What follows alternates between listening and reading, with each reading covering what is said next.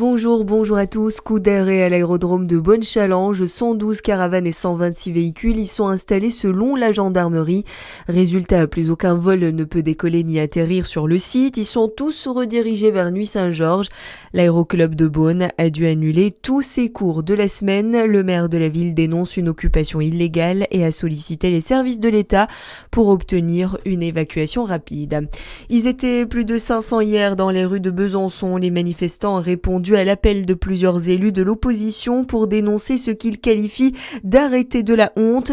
Signé vendredi par le maire LR Ludovic Fagot, le texte interdit la mendicité agressive et alcoolisée dans le centre-ville et à Châteaufarine. La gauche byzantine a annoncé son intention de contester cet arrêté devant la justice administrative. L'usage récréatif du protoxyde d'azote interdit par la préfecture de la Saône-et-Loire. Un communiqué publié hier met en garde contre cette pratique de plus en plus répandue chez les jeunes. L'arrêté interdit jusqu'au 30 octobre notamment la consommation par inhalation, la détention ou le transport de cartouches sans motif légitime, ainsi que leur abandon sur la voie publique. Dans le reste de l'actualité, le vote de la loi d'urgence agricole à l'Assemblée nationale, un texte qui fait suite aux mobilisations des agriculteurs cet hiver et qui s'attaque aux problématiques du quotidien selon le président de la FDSEA de Vendée, Brice Guillot. Parmi les mesures, la lutte contre la concurrence déloyale des produits importés par exemple. Pour lui, il faudrait aller plus loin, mais il a bon espoir d'être entendu par les députés si des amendements devaient être votés. Brice Guillot. On y croit parce que d'ailleurs on pense que certains sénateurs et députés ont compris l'importance. On espère qu'à travers un mouvement de soutien à l'agriculture, ils soient tous présents pour voter cette loi. Les députés nous ont tous soutenus lors des manifestations.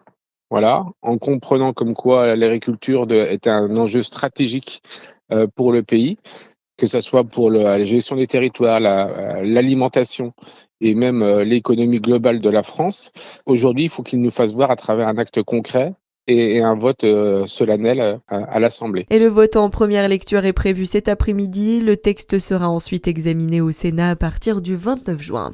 Plus que quelques heures pour les futurs étudiants. Les premiers résultats de Parcoursup sont attendus ce soir à partir de 19h.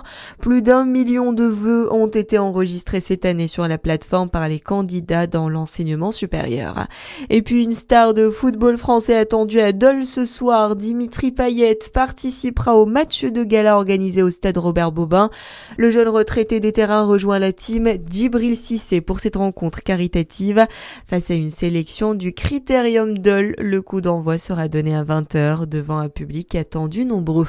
Voilà pour l'actualité. À suivre votre météo sur Fréquence Plus.